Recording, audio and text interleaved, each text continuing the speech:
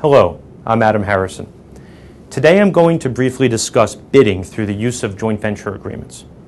With current economic conditions forcing contractors to think outside the box to procure new projects, I am frequently asked to review and draft joint venture agreements to facilitate an arrangement where two contractors will team up for one or more bid submissions. Usually, I am told that one contractor has the business contact but does not have the bonding capacity or manpower, while the other contractor does have bonding capacity or other resources to make the joint approach effective.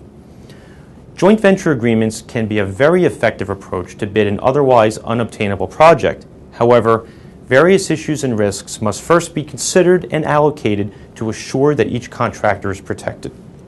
For example, decisions must be made regarding the formation of the joint venture's legal entity. Contrary to what many think, a new joint venture can be a new company, but the joint venture need not be a new company. A joint venture can simply be an agreement between two existing companies and given any name that the joint venturers so choose. This avoids the requirement of drafting and filing new corporate documents with the state and also avoids the necessity of obtaining new tax identification numbers from the state and the Internal Revenue Service. Generally speaking, if the joint venture is formed to pursue a single job, a new JV corporate entity is not required. On the other hand, two contractors that intend to pursue multiple jobs well into the future, they may want to start a new separate company that can be beneficial to start the joint venture as an independent legal entity. Regardless of the form of joint venture utilized, it's the risks and responsibilities that each joint venturer must address. For example, consider these issues. What will be the degrees of participation by each joint venturer, both with respect to overall management and project management?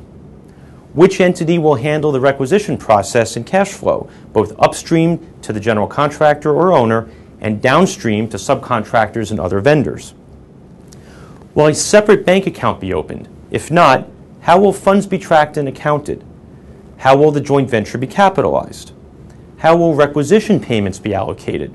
In other words, what are the priorities of payment, both with respect to vendors and between general venture partners, especially when requisitions are cut by upstream parties? How will profits and losses be distributed and allocated between joint venture partners? What are the indemnification provisions? What if there is a hit on the payment bond that's posted by only one joint venture partner?